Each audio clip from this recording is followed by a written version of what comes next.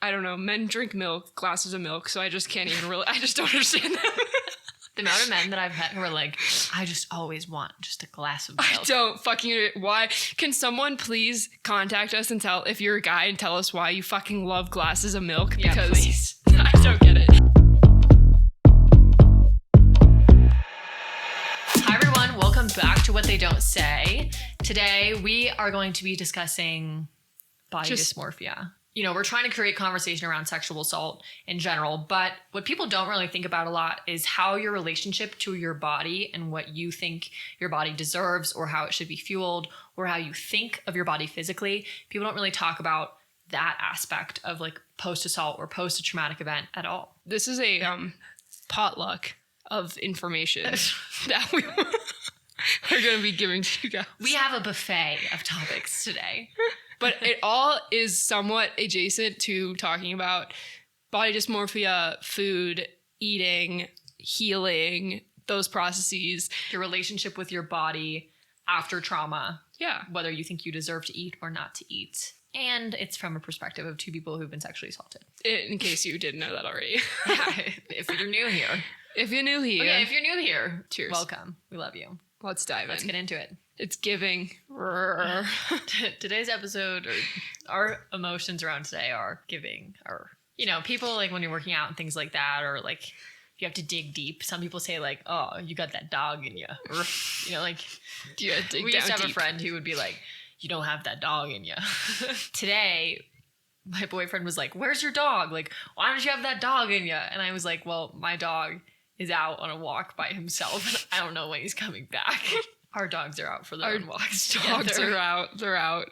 They're just out. Who knows when they're coming back? Maybe they'll come back while we're recording. Maybe they won't. I don't know. Yeah. It's fine. Something that I have been just like thinking about, especially because, you know, I work out and I lift weights and stuff, but have historically been a small person. I mean, I still am a small person, but like I was like looking at like photos of myself from, you know, freshman year of college and high school and stuff. And I was just significantly smaller than I was now. And I was probably like 100 pounds, maybe. How tall are you? 5'6". Okay. 100 pounds. We're about the same height. Yeah. Yeah, like pretty small. And now I'm like 125 for anyone who's wanted to just know, anyone who was curious. 100 pounds? How were you not hospitalized? I don't know. I think like I was just so much smaller. Definitely didn't eat enough. Definitely, I don't know. I didn't have a lot of muscle, and muscle weighs a lot more. And I definitely have a lot more muscle than I did back then. Okay. But my issue recently in the past couple years is that I'll finally start like putting on weight and putting on muscle, but then I'll freak out and tell myself that I'm getting fat. Okay. So then I stop eating. You want to gain weight because you want to gain muscle type of weight because you want to look bigger and like have more defined muscles. But then once you actually start to see those results, you just think you're fat. Yes. Instead of just overweight. actually thinking that, oh, I'm like putting on muscle. This is good for me. So then I stop eating so that I then like reset. And it's this vicious cycle I've been in for probably 2 years now, which is why I don't really see a lot of results. And why like I'm strong, but I don't look strong is because I'm constantly telling myself once I finally am eating enough for how I'm working out, like, oh, you're fat. You need to stop eating now. And then I won't eat that much for like a week or two. Mm-hmm. And that's enough for me to lose like 5 pounds. And I know that really just kind of roots itself in this fact that like, I feel like every fucking person walking on the street has like body dysmorphia. Or at least you might not. So, I mean, this concept of body dysmorphia, you're looking in the mirror and you're seeing something basically different than how you actually look. Yeah. And the way you're perceiving yourself is different than how you actually are. Mm-hmm. And I do believe that a lot of people have like diagnosed body dysmorphia, but more than that, I just believe that people don't like the way that they look due to a constant comparing of themselves to others. Yeah. Which is the whole like social media thing and everything everywhere. Like we're just fed so much more information these days about what our bodies quote unquote should look like than there was ever in the past, right? Mm-hmm. You know, our parents were only getting that sort of media through print ads, newspapers, maybe billboards. Now, not only do we have newspaper ads and billboards, but we have social media, we have ads before movies, we have YouTube ads, we have, you know, things around malls and stores, and like it's literally everywhere you look. Like if you spend a week walking around and like paying attention to the ads that you're seeing or just the media you're seeing specifically related to body things or like makeup, like cosmetic stuff, you will probably count like hundreds. Yeah, but I also, you know, it's also being constantly fed to you every time you open up your phone. And social media is not real. Like everyone's portraying their best version of themselves or even a version of themselves that like doesn't actually exist. Like it's altered in some way. When we're constantly seeing like, this is what we're supposed to look like, this is how we should be dressing. Oh, well, is that like in high school, we were fed the idea that like, if you don't have big boobs, like you are not sexy or like things like that, because we're being fed to it on this like social media area. And then that gets fed into society and then society is feeding it back to us. So we're like getting exposed to these ideas of what you're supposed to look like from every perspective, you know, because it's being portrayed out into the world after it's like been put onto social media.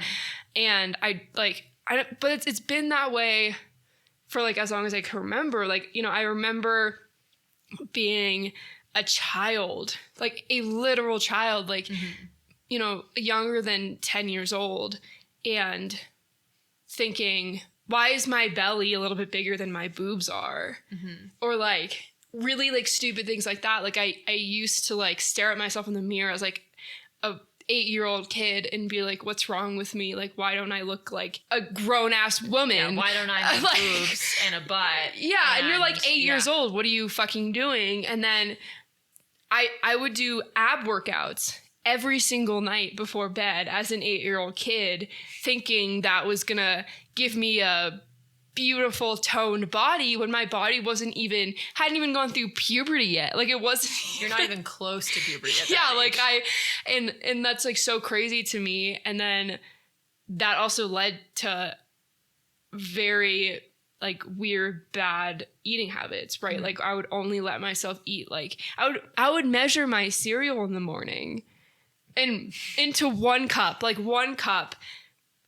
Because that was the serving size. That's the serving size. That's all you get. And I'm like an 8-year-old kid. Like I should never have been doing that. But because I was so obsessed with like, how do I become that perfect woman that we see, you know, in magazines. At that point, we didn't have social media actually. And so it's not like I was seeing it in social media like that I see on TV. How do I get to that? How do I have the big boobs and like the like toned abs and all this stuff? Like I was so obsessed with it. And I was a literal child. I remember, you know, being like at soccer practice and I would stare down and like be like, where are my boobs? Like those girls are starting to get boobs. Like why literally I'd like look down at myself. Like it was like this like horrible, like terrible thing. And like, I feel like when you talk to other girls about this, you're like, yeah, I did the same thing when I was like a child. Yeah. Like boobs were the big thing. And I have so many thoughts on this. But for starters, every time we sit down to record, we have to pick out clothes to wear, even though no one really watches this, but thank you if you do. But you know, mainly for clip purposes, right? Like we have to dress ourselves. And every time that I sit down to record, I think, okay, well, I don't want my stomach to be out because I don't like when my stomach folds over my pants. But I started thinking just now as you were talking, why do I not like when my stomach folds over my pants? Why don't I like it? Because that's completely normal and natural to sit down and to have your stomach and everyone has that. Right. And like I have that. It's just hiding under my pants. Like I literally wear like the highest waisted pants when I do this because like it's like so like you can't, you know. It's like past your belly button. Yeah. But the only reason that I feel the need to make sure that part of my stomach is hidden is because it's, you know, been fed to me that that's unattractive.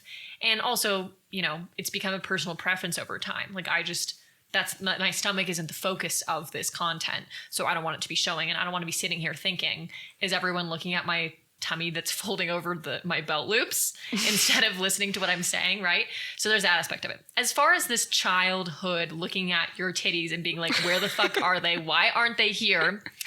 I would like to say there was a girl in 4th grade who had boobs. Like she had, I can pick, not in a weird way, I can picture, like I remember in 4th grade, one of my best friends was the only one in the whole grade that had grown boobs. And she, like I would probably say in hindsight, it was probably like a B cup, maybe C, but in 4th grade, that's wild. That's huge. That's bigger than my boobs are now. That's not that hard to do. But I just remember all of the boys being like, oh, you know, like Sydney, she has the big boobs, like she's the attractive one. And I was like, why can't I have them?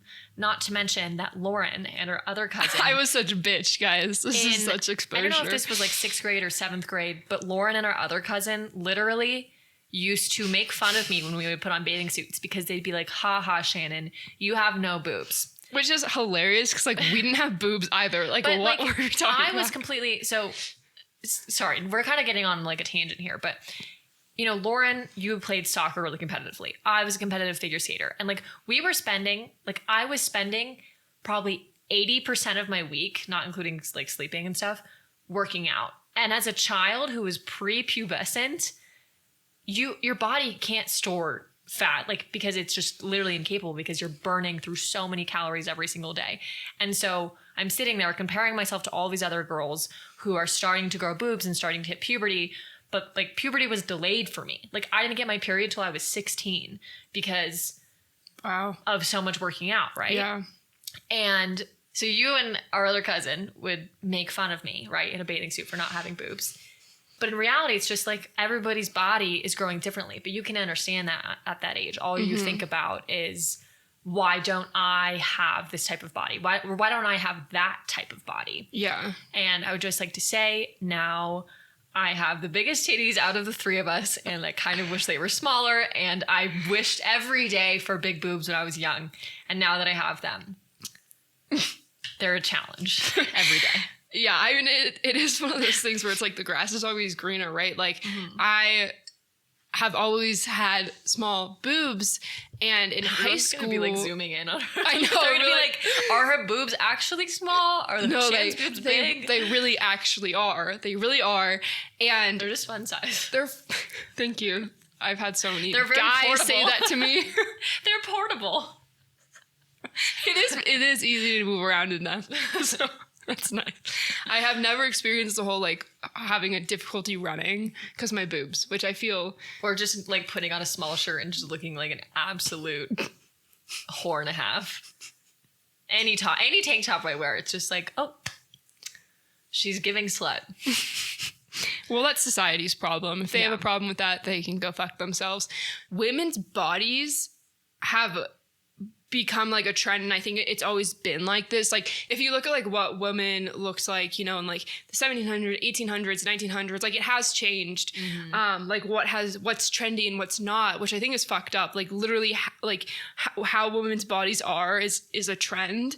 And so I remember in high school it was trendy to have big boobs. Like it was like the hot thing, and that's what guys wanted. So then like little 15-year-old me over here was like, well, I don't have big boobs. What's wrong with me? All I want are big boobs. I just want big boobs. And then you're unattractive because you don't have them. Right. Quote unquote. And then, you know, you grow up a little bit. Like, you know, I have graduated from college, and now you hear guys be like, oh, like I don't care. Like boobs are boobs. Like who but cares? You know what they do like now? Butts. Big boobs are out. Little boobs are in. Big butts are in as well. Yeah, like it's like crazy how this stuff has like changed over time, and as we're growing up, it's literally a fucking trend. And so now my big boobs are trendy, or my little boobs are trendy, and I've never experienced that before. And I get compliments on them, and I'm like, the fuck? Why are you what are you complimenting? You know, like what? You know, and it's very, very weird. But then it just goes to show that like our perspectives on our bodies are like 100% shaped by what society is telling us is good or bad. When you start to think about just like why we feel this way, like when you really start to dig in to like, okay, well, we're comparing ourselves to others, we're consuming all this content and media and like all of this stuff about how we think our bodies should look, quote unquote, based on what society's telling us, right? You kind of go all the way to the root of like the very beginning of times, right? It was actually like a survival tactic, like comparing yourself to others back in the day was like a way to stay alive, because if you're stronger than me and we're in the caveman times, you're going to live a hell of a lot longer than I am, right? But now fashion companies and cosmetic companies, all this make money off of trends because it enables them to say, oh, well, now like butts are the thing. So we're going to come out with these yoga pants that have these like scrunches down your ass crack. Kind of weird, but to each their own. We're going to come out with scrunches down your ass crack so your butt looks bigger. And that's going to drive sales because butts are trendy now. So we can create a new clothing line that helps butts look bigger. Then if that trend never changed, they wouldn't have the opportunity to make more money and to expand their market and all of that. Fast fashion is built on trends constantly changing. Like they do that on purpose so that they can constantly be like rolling in new clothes, making sure people get excited about it and keep buying it. It's why like our landfills are filled with textiles. It's a huge, huge environmental problem too. Like this is like thinking about this like holistically, capitalism does thrive on creating these trends in like the fashion industry and like image industry in general. And then that plays into people's mental health. Like It's like, oh, well, I need the newest thing. I need to buy this. I need to buy that, or I'm not going to be cool, or I'm not going to be hot. I'm not going to be sexy. And that's just like, so fucking stupid, like it just isn't how human beings are designed. That's not what we're supposed to be doing. And that's why we then are like, well, why don't I have big boobs? Why don't I have small boobs? Why don't I have a big butt? Like, why don't I have a skinny waist? Exactly. Yeah. And it's just like companies like literally make shit up out of their assholes to make money. That's how deodorant was created. That was like not like no one gave a fuck that like people had like BO until they were like, well, let's make it a problem for humans so that we can then make money off of it. Like it's just it's just a money-making scheme, and that's why we then get self-conscious. Like, oh my gosh, my armpits are sweating. Wow, I suck. Like me every day. Me with my stinky ass fucking armpits and my stained clothes from my pit problem. My pit sweating problem, which apparently isn't a problem. I'm just natural. I'm just born with it. Okay. So that's like the root one, right? Like the root one of body dysmorphia and any body image issues or just negative feelings that you might have towards your body from a aesthetic standard. Like we're not talking about not being healthy. Like we are here to promote like a healthy lifestyle and all of that. Just specifically when we're talking about body image issues from a negative standpoint aesthetically, I do believe that they come from mainly society, media, trends, all that stuff.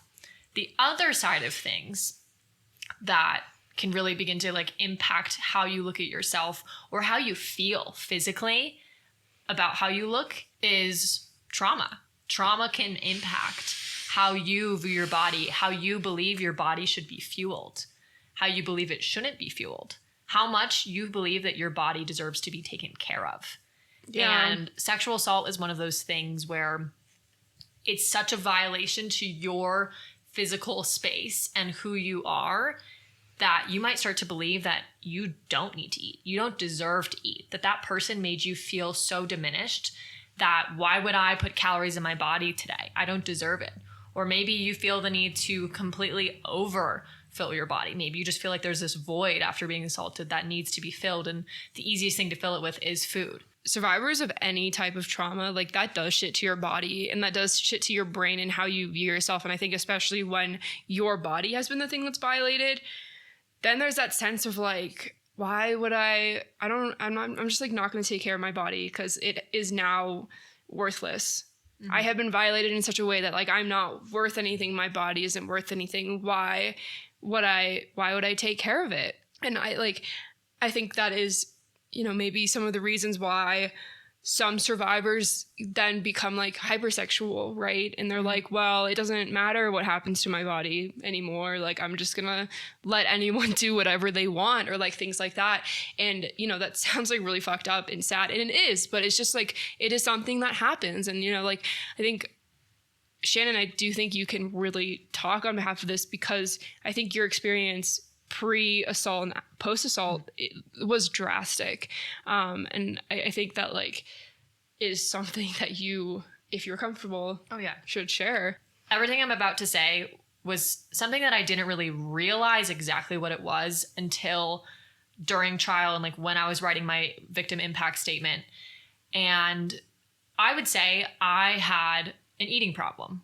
after being assaulted. I'm not going to say I had an eating disorder, but I would say I had some disordered eating.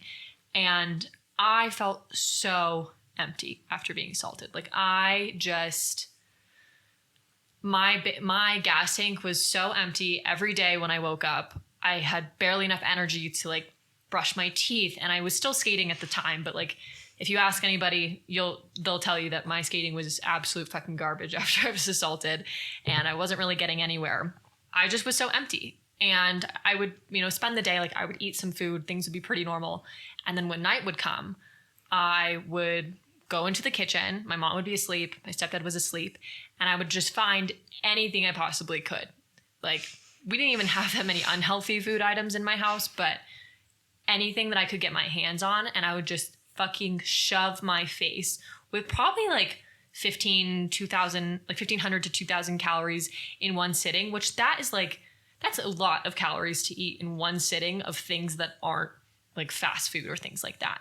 And I would just eat and eat and eat until I was so egregiously full, like I would be uncomfortable.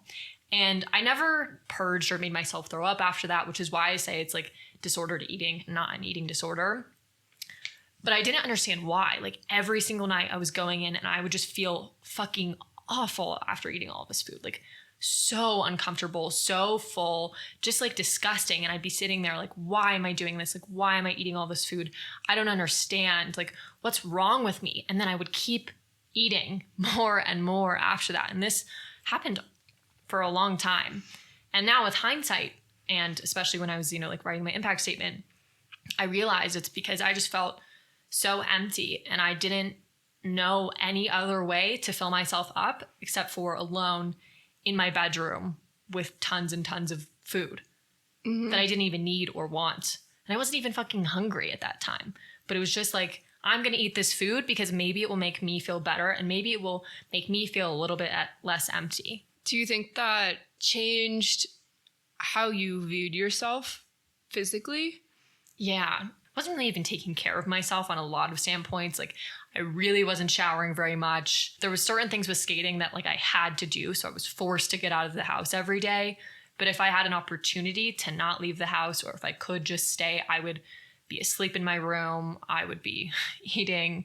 And every time I looked in the mirror, it was just one of those things of like, it doesn't matter. What I look like doesn't matter. And I can't say that I felt disgusting looking in the mirror. I certainly felt disgusting while eating so much food all the time.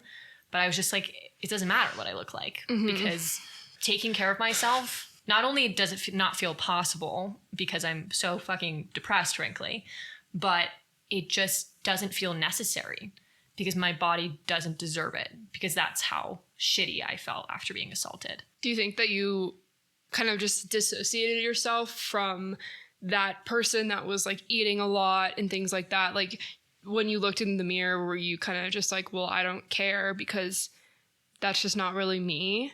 Like the person in the mirror looking back at me? Yeah. Do you get what I'm saying? Kind of.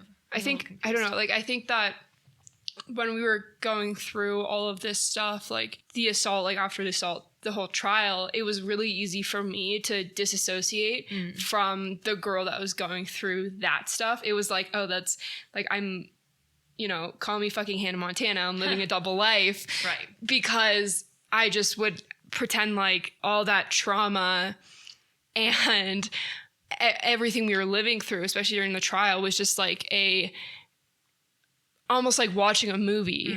Like it wasn't me. And so it was very easy to then dissociate any of that pain. Even though like I knew I was dealing with this stuff and I was dealing with this pain, I was able to separate myself from it. And I think this is like a really common thing for survivors to do. Yeah. Like I know that was a very big premise of like Chanel Miller's book, Say My Name. Yeah, Say My Name.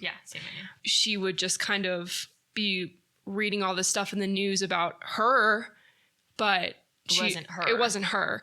And then how there was like power in like reclaiming her name and her story, and like that was her, like that was her life. That's what she was like. That is what she went through, and there's power in that. And I think that I have also felt similar, where for so long I did pretend like that was somebody else, and then through like the healing process, I was able to kind of reclaim that story, even though it's not pretty, Right. and make it my own. And I'm just wondering, like, when you were going through that, if maybe you just didn't care that much, because when you looked in the mirror, you're kind of just like, well, that girl that's experiencing that pain is like not me. I do think I felt disconnected from myself, so yes, I guess is what I would say is yes. But when you're like sitting there, and if you're just binge eating, we'll just call it binge eating, and you're not having that same like mind tummy connection, like it feels very much severed, which is why you're able to push past the feeling of being full and just dive right into complete over fullness. Like, I could have thrown up for sure. It didn't, but because I knew, like, I know a lot about eating disorders, like with skating, I was surrounded by people with eating disorders all the time. Like, I knew what that looked like. I didn't think that just like eating a shit ton of food all the time, all in one sitting, could be considered like unhealthy. But it was so clear that I was missing that mind to tummy connection, because I could go so beyond past being full to being like uncomfortable and like doubled over in bed, just like rolling around like a little bowling ball. Did that answer your question? Yeah. You were in pain, but you were controlling that pain because you were the one that was making it happen. So in a way, you were able to control what was going into your body. And maybe in that way, it felt good almost. It felt good while I was doing it, but it created this horrible cycle for after of that. Like, why did I do that? Also, not to mention that the next day I would feel awful, especially skating. Like, I would just feel like I had an extra pound rolling around or something in there. And not to mention, like, eating super late at night isn't healthy. And I was hiding that was the other thing, is I was hiding so many things from my mom. Like, I was hiding all of the wrappers, if there was wrappers for anything. I was like hiding things in the garbage can, putting them underneath other things so that she wouldn't say, hey, what are you doing? Like, where did all of these crackers go? I'm like, in my tummy last night, the whole 3 boxes gone. So there was a sense of shame. Like, you felt ashamed of yourself for doing that. Yeah. But not, like I was saying, but not at first. During the moment, it just is like, I just need to feel full. I need to like fix this void. I'm just going to eat and eat and eat and eat. And wow, this is so good. Let me try this food, blah, blah, blah. All these different food combinations. And then it's just like, why did I do this? Like, how dare I do this? Like, I'm supposed to be taking care of my body, but I don't feel like I need to take care of my body. That whole internal dialogue. I think that, like, is definitely a very common thing to do. Even from like day to day, when people get stressed, they just eat because they don't eat, they don't eat because like they just don't know what to do.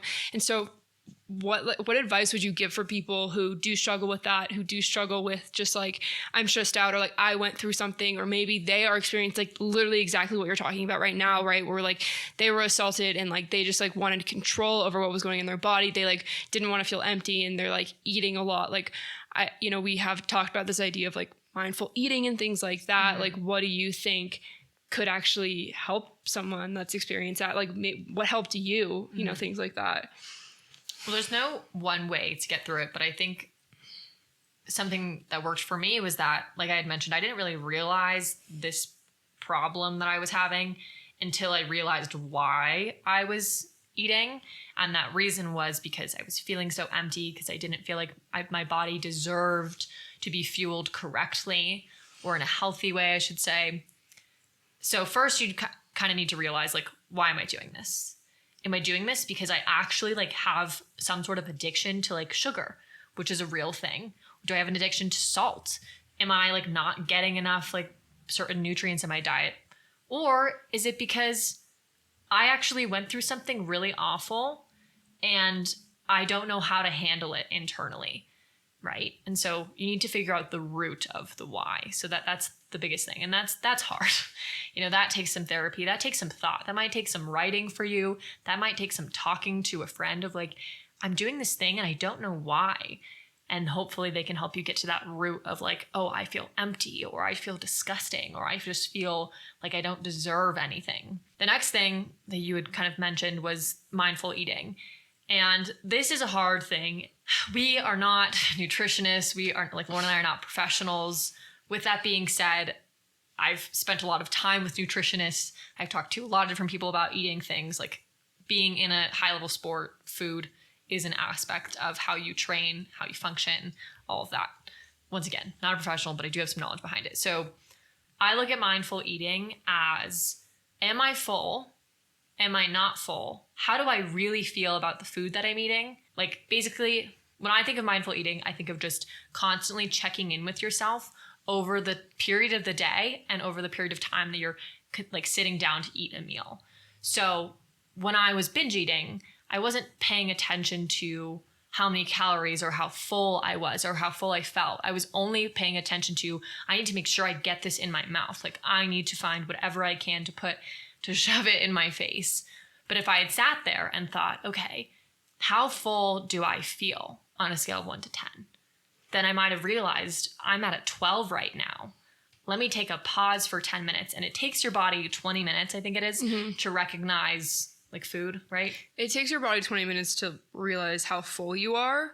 Okay. So that's like, if you're someone who eats really fast, you'll probably end up eating more than you really need. Right. Because you're not allowing your body the time to realize, whoa, hey, like I'm full, like I don't need more food in me yet. Oh, and also like eating when you're actually hungry. Like Lauren and I are big promoters of just like you should be eating, like in general, like whether you binge ate the night before or whether you feel like shit or just feel like you're overweight or that you don't deserve food, like you need to put food in your body. Like your body is like a car, like cars need gas to run. Your body needs fuel to be a functioning human being.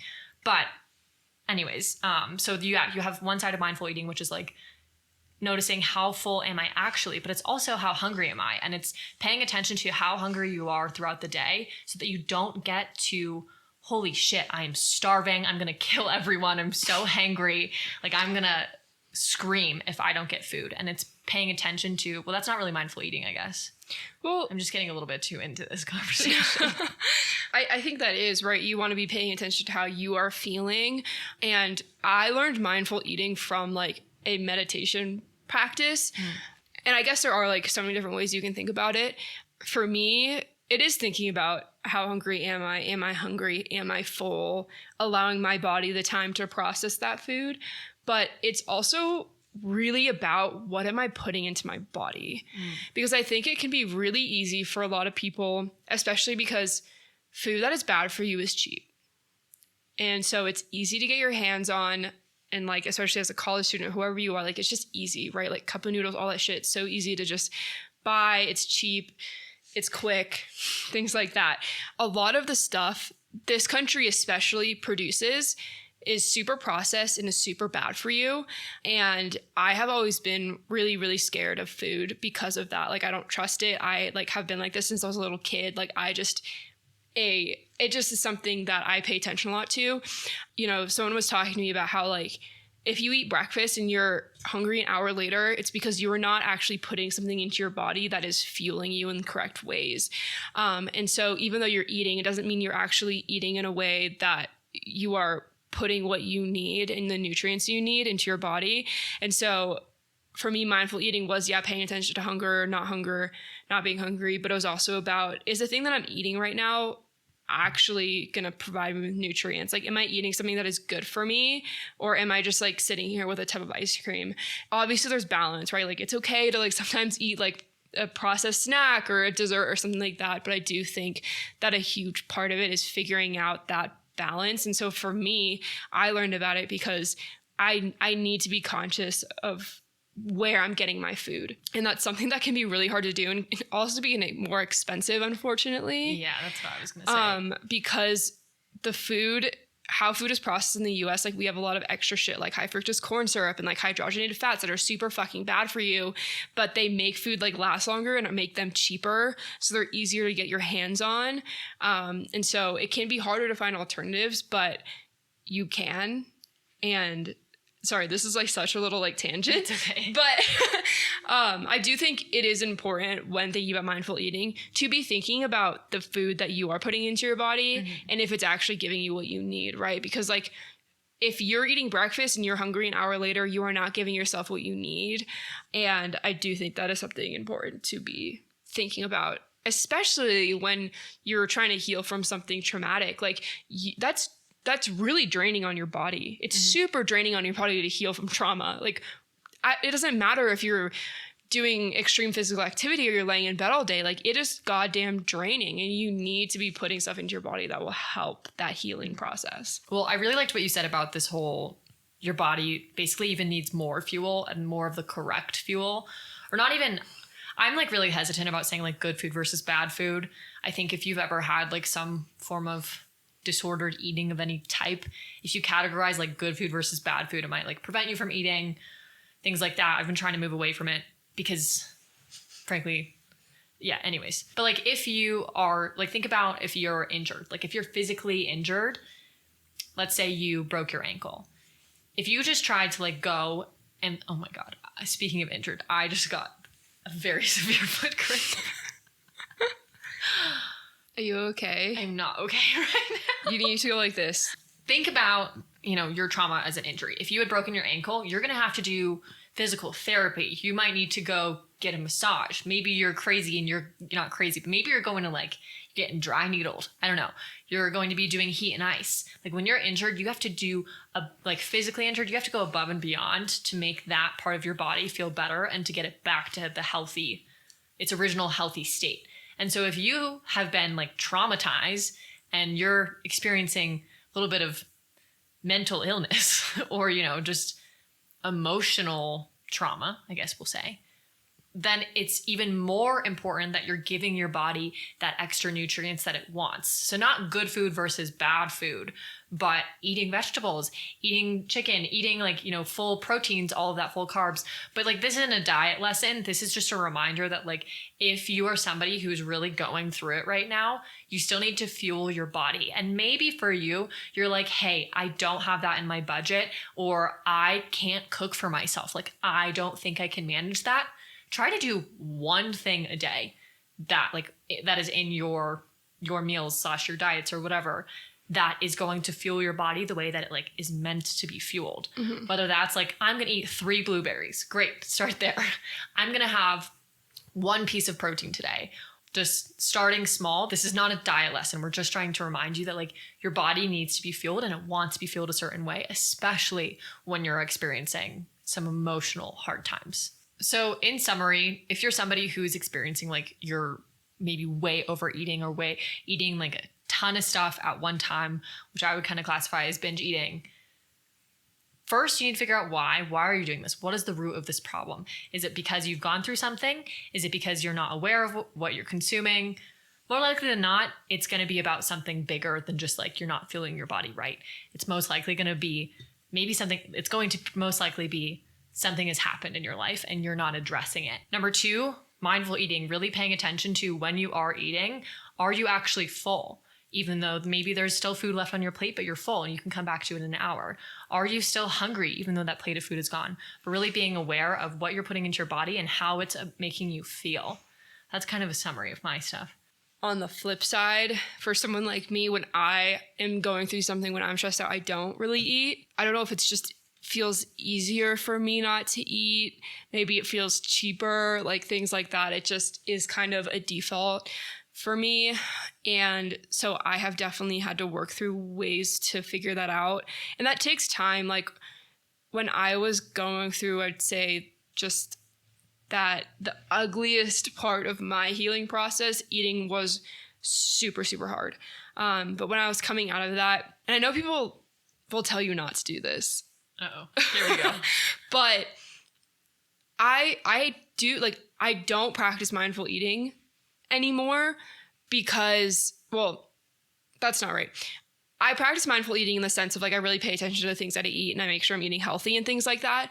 But when it comes to me actually sitting down and eating my food, I distract myself. Like I do put on a TV show and it helps distract me. So I'm not focusing on how much I'm eating. I'm just watching the TV and I'm eating all my food, and before I know it, I've eaten my whole plate of food, because for me, that's the healthy decision to make. So, I'm taking the time to make sure I'm putting good food into my body, but then when it comes to down to eating it, it's like, no, I'm going to find any distraction I can to help me. And that's been really helpful. Right. Yeah. Because eating the full plate of food is harder for you. It's super hard for me. So yeah, if you're somebody who has a hard time just eating in general, or just you feel like you don't want to, or that's one of your responses to your traumatic event is that like you just don't want to eat, you're just not hungry, distract yourself. Yeah. Find that content. We're telling you to go on the TikTok, go on the YouTube, go on the Netflix. Yeah. Read a book. It really, like I know people say not to do that, but if you can't eat enough, it's actually so fucking helpful because then also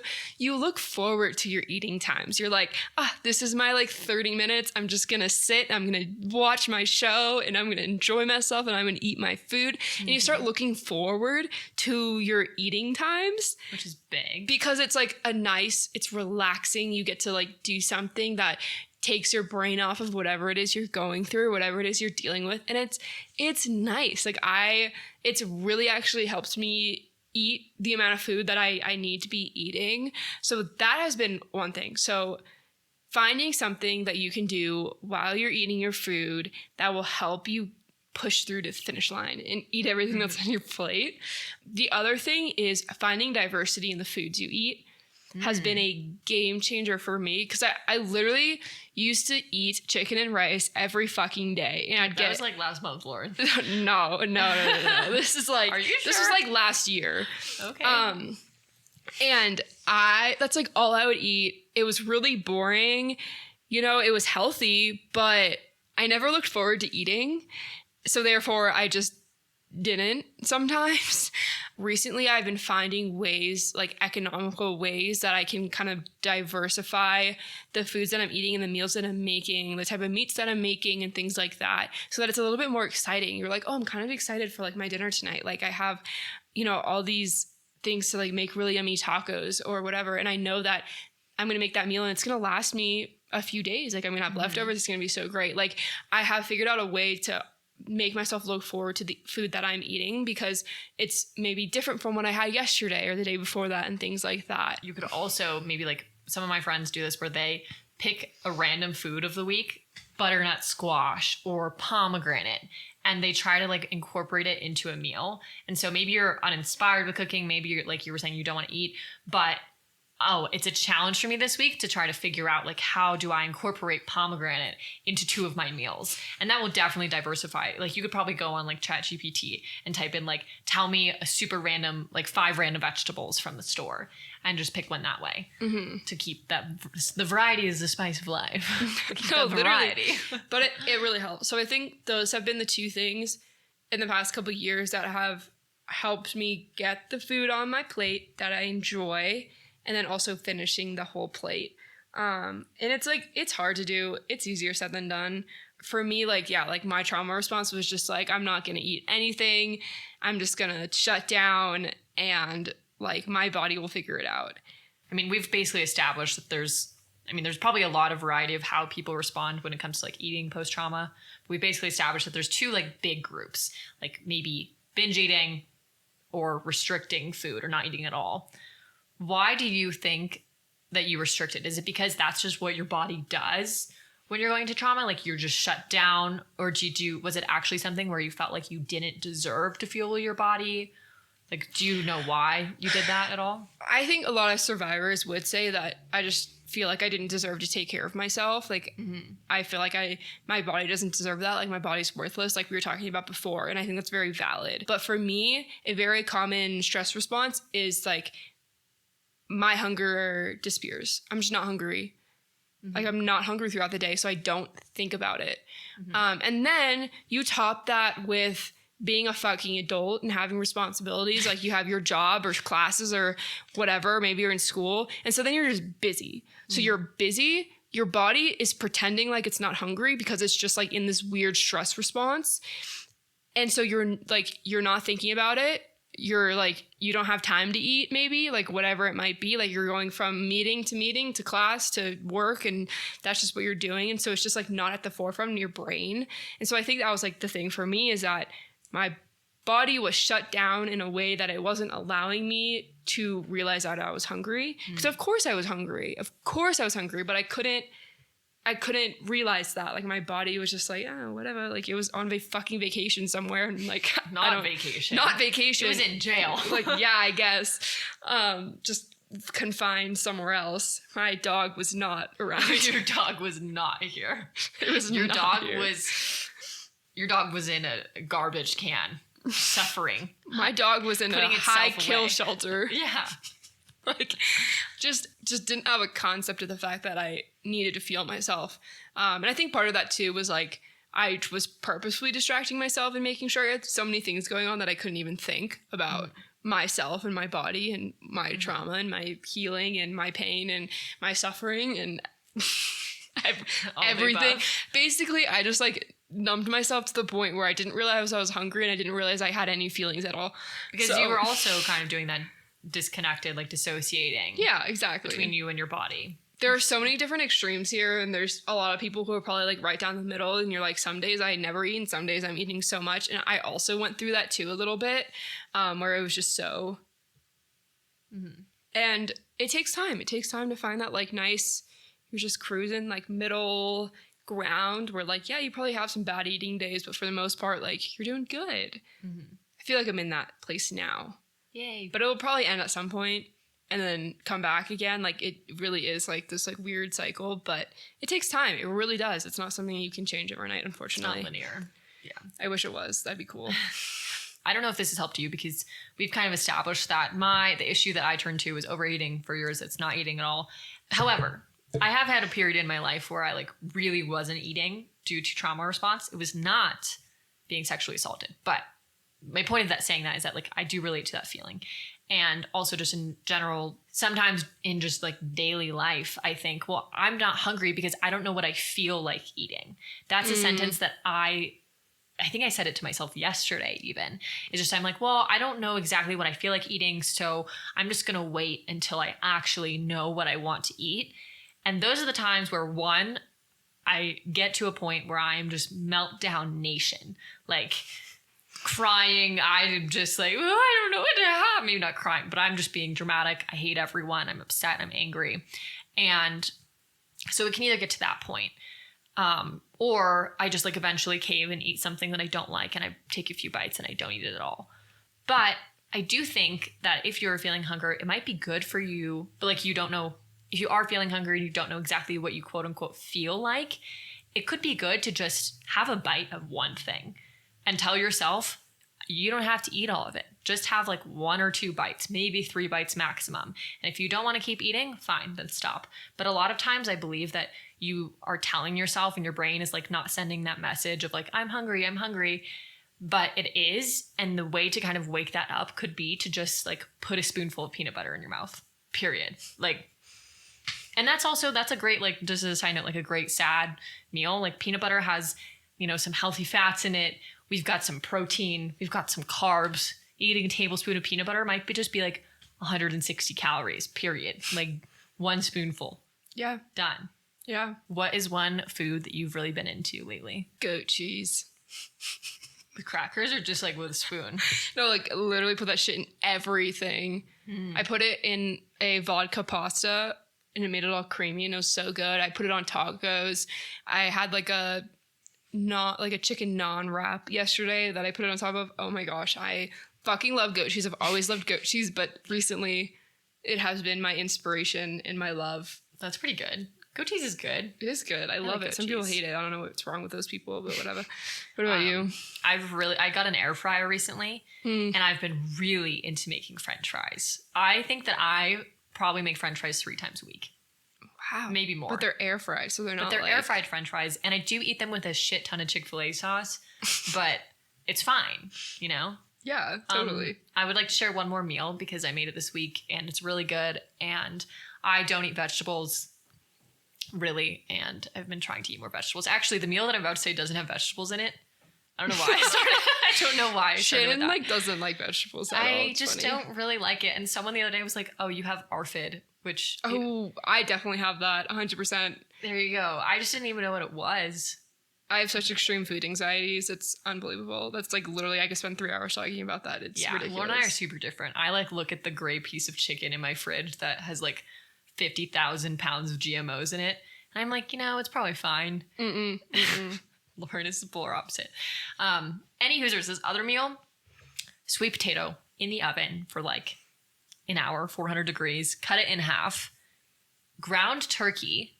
Okay, ground turkey can be gross, but on the stove, onion powder, garlic powder, smoked paprika, salt, Personally, I like that seasoned salt. I don't remember what it's called. Seasoned salt. Larry's, whatever. I don't know. Larvae. So that's with some onions, like physical onions and garlic. Okay. Physical onions. Then these next two items are items that are more expensive that I traditionally wouldn't buy, but I bought them to make this meal and I think they're really good. So you have sweet potato. You're going to put ground turkey on it. Okay. Then pomegranate seeds. Then I put feta cheese on it. I think it adds a nice little tang. Some people can put like kale on there as if you're into veggies. You could even do like pumpkin seeds to get some like extra nutrients. But yeah, sweet potato, ground turkey, pomegranate, feta. That's very unique. And it's also, you could make like several sweet potatoes and have and then have the ground turkey and the vegetables all prepped if you wanted. Yeah. And like easy throughout the week. Yeah. I love that. Thank you. This is now actually just a cooking podcast. Yes. I'm really hungry now. Honestly, me too. I've been thinking about food now. That's good. We're hungry for lunch. That's good. That's good. Fuel your bodies, ladies and gentlemen. Yeah. Also men. Yeah, we didn't really mention men at all in this, but because we're not men, so we can't really. Right, but I know. I don't know how they. I don't know. Men drink milk, glasses of milk, so I just can't even really. I just don't understand that. Dude, the amount of men that I've met who are like, I just always want just a glass of milk. I don't fucking. Why? Can someone please contact us and if you're a guy and tell us why you fucking love glasses of milk? Yeah, because please. I don't get it. Like, every guy I know loves just drinking big glasses of milk. Maybe it goes all the way back to like when they were babies. They just and they're like, the nipple. Dude, they do. Everybody and I hate to break it to you, but milk's not going to come out unless you're pregnant or have a fucking baby. I'm just saying that's why they like milk, maybe. Yeah, I know. Oh, okay. Everything we're saying is from like a healing perspective, and everyone experiences that no matter like who you are or how you identify, right? Like this is just how we fucking fuel ourselves and what we need to be putting in, especially when we're going through something that's really hard and really, really traumatic. So it does, like, I know that we're women speaking on behalf of this, but this really does apply to literally anybody. Thank you guys so much for listening. We love you guys so much. We hope you have a great rest of your week and eat food. Yes. Fuel your body. Yay. Your body deserves to have food in it.